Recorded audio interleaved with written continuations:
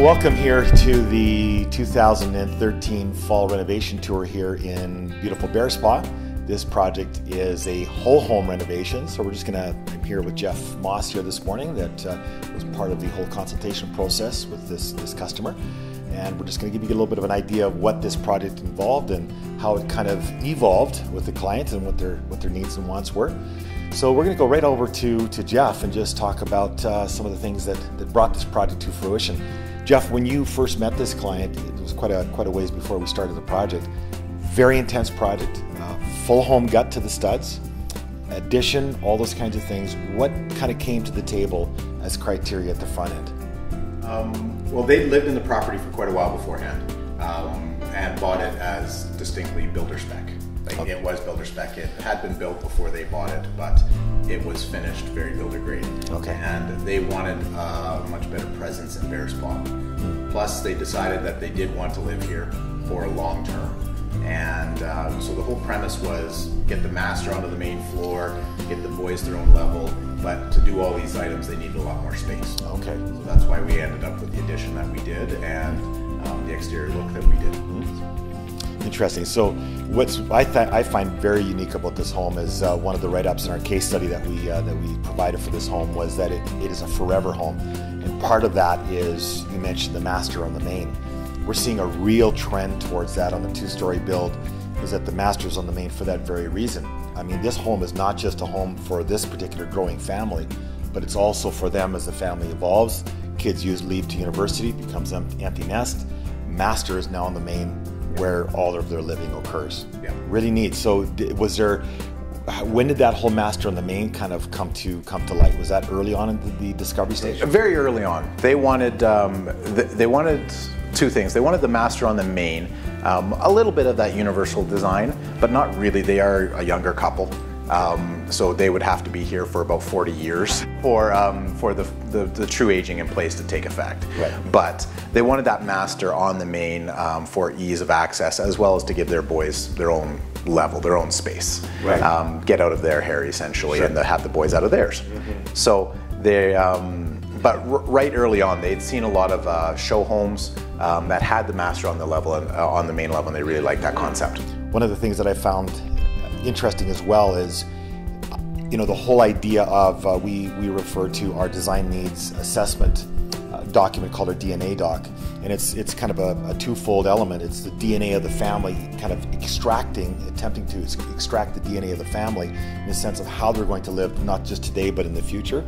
I thought the real cool thing that came as a result of that process was that the boys have their own loft upstairs. Yeah. So the 3-bedroom went down to 2. They can study, they got their own loft, they're totally away from mom and dad as the teen years evolve. You don't know this, Jeff, I've raised teens, but they want to get away from mom and dad as a rule.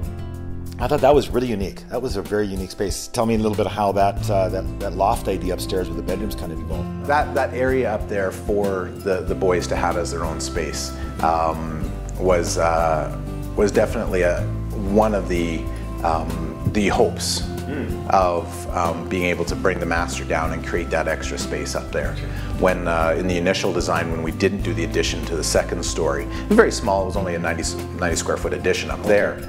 But when we didn't do that addition, the loft area didn't have the functionality that they felt that the boys would need, and the bedrooms weren't equal size. So by being able to make the bedrooms the same size and doing that addition, it turned out to a gorgeous space up there for the kids. It is, absolutely. So moving down then to the main floor, I mean, there was a 90 square foot addition upstairs to kind of create that loft, the 2 bedrooms. The existing master suite was left. There's a full-on main bath upstairs. So the loft could be a sleepover spot as well for friends. Coming to the main floor, then the master, tell us kind of how the addition evolved and what some of the criteria was, because this is an absolutely gorgeous space. It's I think just spectacular. Yeah, this addition on this home was very challenging. Typically on an addition, you will just take the home and extend one aspect of it. Here we actually took the corner of the house off and built out in 2 phases. And so the corner of the house is actually in the middle of this kitchen, the corner of the old house. Which is supporting 2 stories, and now you're taking the support out of the middle of the space. Yeah. you know, you look at this ceiling, there's no drops, there's no bulkheads. There's an enormous amount of engineering behind the scenes up inside the roof to make this a clean sight line, right. As well as actually even to give it the presence on the outside. So we wanted to incorporate literally double the size of the kitchen, double the size of the eating area for the family, and so that was the whole desire around this extension. Plus, by bringing the master, we needed to find where we could get all the square footage for the master itself, because it didn't exist down here. Sure. As well as the ensuite and the walk-in closet. Right. I find little nuances like in this kind of gathering area called the Great Room. This slight addition, 4 feet out, allowed the window to draw more of that east sun, that east light. And when you look around this space, the light migration is just spectacular. Though this is north facing, you've got east, west, and north. So this whole wrap of windows, I think one of the big criteria we hear all the time, people want as much light as possible. I think you folks did a really good job, you and the design team and working with the client, just did a really good job of pulling this together. And being able to, and that's why when we did that addition of the eating area, we bumped up the ceiling even to 10 feet there, so that we could get really, really tall windows. And I love it. I mean, just tell us a little bit of the story. Is you've got a gorgeous beam grid system up in that dining room area, and it's just a simple drywall grid, but it looks spectacular. It's shaped to emulate the table below it. But tell us a little bit about that light fixture. There's an interesting story behind that. The light fixture actually was purchased 3 years before the renovation, and the whole table, the grid system, everything else was designed to help accent that particular light fixture.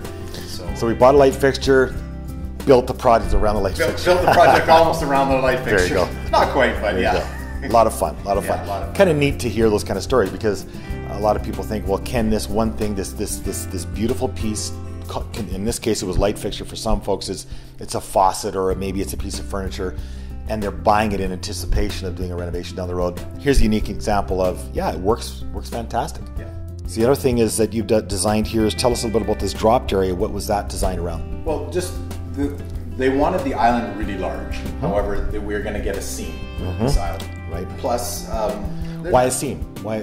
Tell us about that. Well, granite slabs come from the mountain, only in particular sizes. Sure. So you're normally limited by, we'll call it for all intents and purposes, 4x8. Okay. This slab, of course, is a lot larger than that. We are almost 5 by 9.5 on that slab. Okay. But you're always guaranteed to have no seam when you're into a 50-inch by almost 9-foot area.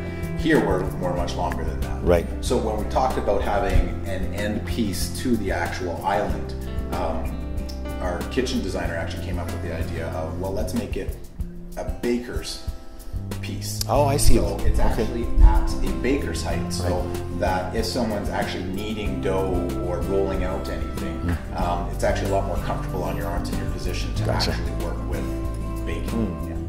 Beautiful. So, and it became a furniture piece. Sure. So. As this whole island to me is a piece of furniture. It's just gorgeous, and of course accenting it with the bar stools that were unique to this homeowner. Just looks great. And then just moving to we expanded this space, of course, and captured a mudroom, beautiful mudroom. And then the foyer, I thought, was a very unique piece. When your master's on the main floor, having that private foyer in case there is someone coming in, that kind of formal foyer, you're not looking directly at your kitchen, you're not looking into your bedroom. So because it is also a private floor, once you bring that master onto the main floor, having that formal foyer that is pretty isolated to itself. You know, you're getting pizza, the pizza guy can't see any of your home. So it's a very nice perk. Plus, it gives you really nice presence as soon as you walk in that door. Thanks for taking the time today, Jeff. And thank you very much, Paul. Appreciate all of you watching this kind of, we call it the virtual video tour of another project here in Bearspaw. Thanks for watching, and hope you enjoy the show. All right, well, here we are in fabulous Bearspaw here in the fall of 2000. Jeepers! What the heck? Oh, that's their phone. Okay. It's Christmas.